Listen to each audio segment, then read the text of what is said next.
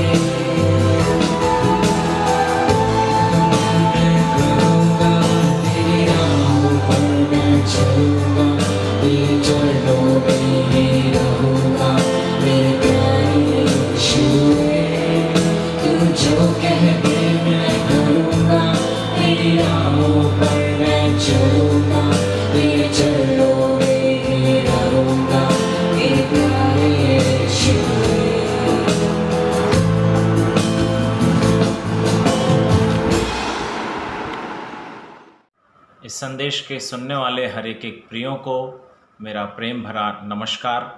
और मैं महान परमेश्वर का धन्यवाद देता हूं कि हम लोग इस प्रकार से इस YouTube के माध्यम से हम लोग एक दूसरे से जुड़ पाएँ और इस संदेश को सुन पाएँ। एक बार की बात है, एक घर में दो जुड़वा भाई थे और बड़े भाई का नाम था रोब और छोटे भाई का नाम था बोब। तो ये दोनों ही जुड़वा थे और दोनों एक साथ पले, एक साथ बड़े, एक साथ स्कूल गए, हर चीज़ें इनकी एक साथ हुई।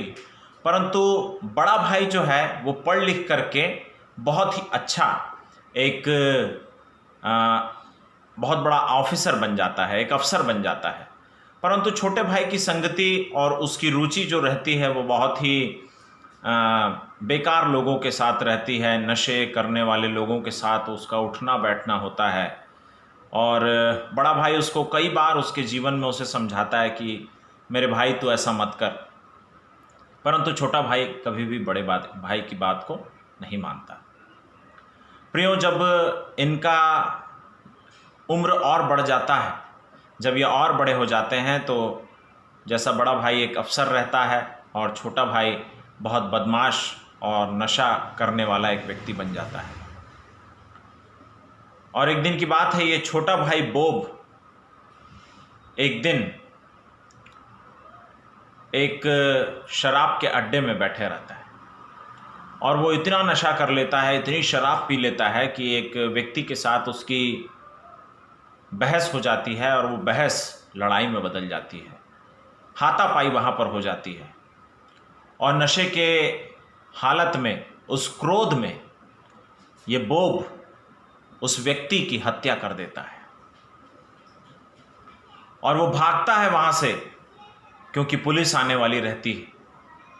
वो भाग करके अपने बड़े भाई रोब के पास जाता है और रोब को वो जा करके पूरी कहानी को बताता है कि भैया आज मेरे साथ ऐसा ऐसा हो गया, मैंने एक व्यक्ति के हत्या कर डाली है, एक व्यक्ति को मैंने मार डाला है और उसका जो कपड़ा रहता है, वो शर्ट, वो लहूलुहान खून से लथपथ रहता है। प्रियो,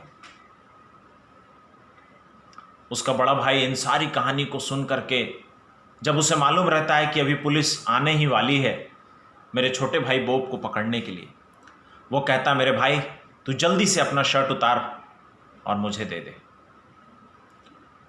और अपने सफ़ेद शर्ट को वो अपने छोटे भाई बोब को पहना देता है और खून से लथपथ उस शर्ट को बड़ा भाई रोब पहन लेता है।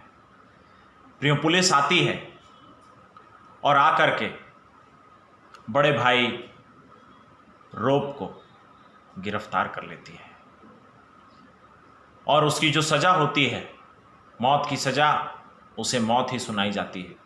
फांसी के माध्यम से उसे लटका दिया जाता है। परंतु छोटा भाई बोब उस बात के पछतावे में अपने जीवन को जीता रहता है और एक दिन जब वो उन बातों को बहुत ज़्यादा सोचता रहता है, वो कहता है कि मैं जाऊंगा और जाकर के उस न्यायाधीश से, उस जज से उन सारी बातों को मैं बता दूंगा कि सच्चाई क्या है। ये जज के पास जाता है और जज को पूरी कहानी वो बताता है कि असली मुजरिम मेरा भाई रोब नहीं था, परंतु उस हत्या को मैंने किया था। मैं मुजरिम, मैं हूँ उसका कातिल, मुझे वो सज़ा मिलनी चाहिए।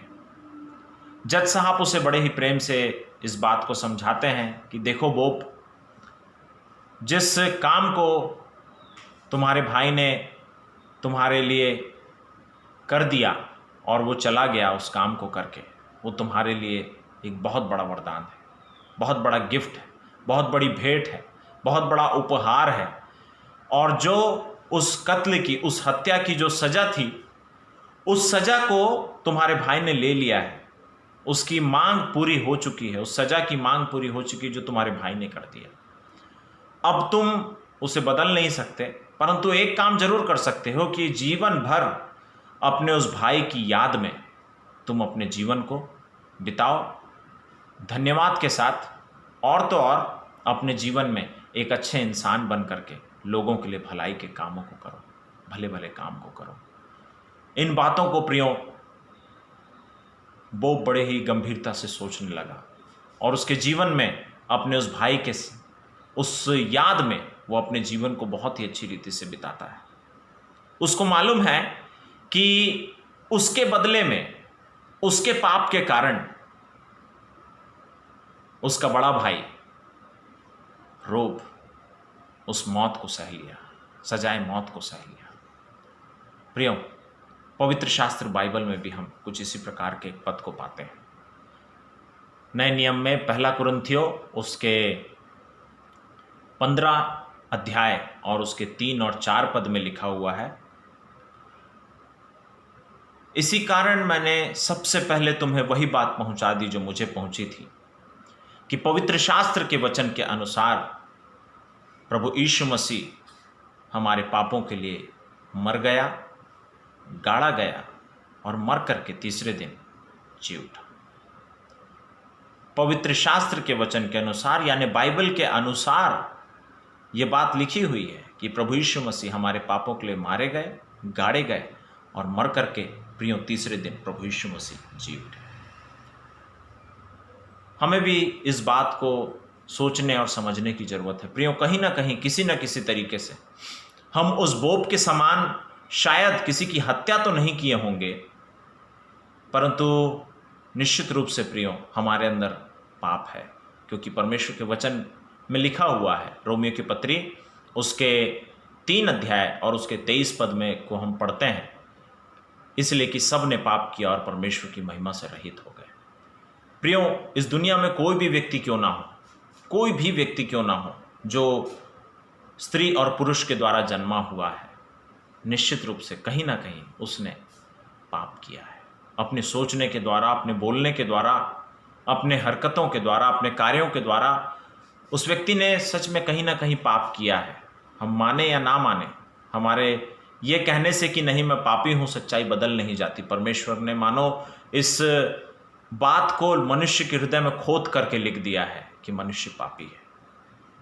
कोई भी व्यक्ति क्यों ना हो, चाहे वो अच्छा व्यक्ति हो, चाहे बुरा हो, चाहे जवान हो, चाहे सियान हो, चाहे किसी भी प्रकार का कोई भी व्यक्ति क्यों ना हो, चाहे वो मौलवी हो, चाहे पादरी हो, चाहे पंडित हो, चाहे कितना भी बड़ा संत जन भक्त हो, प्रियो बाइबल में लिखा है उसने पाप किया।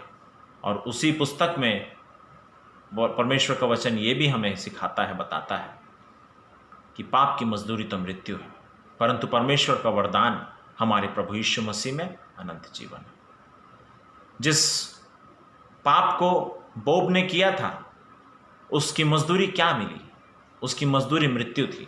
जो मृत्यु बोब को सहना था, उस मृत्यु को उसके बड़े भाई रोब ने सह लिया। ठीक उसी प्रकार प्रभु यीशु मसीह भी हमारे जीवन में हमारे पाप की सजा को आज से 2000 साल पहले अपने ऊपर लेकर के प्रियो उसने उस दुख को सहा, क्रूस के दुख को सहा।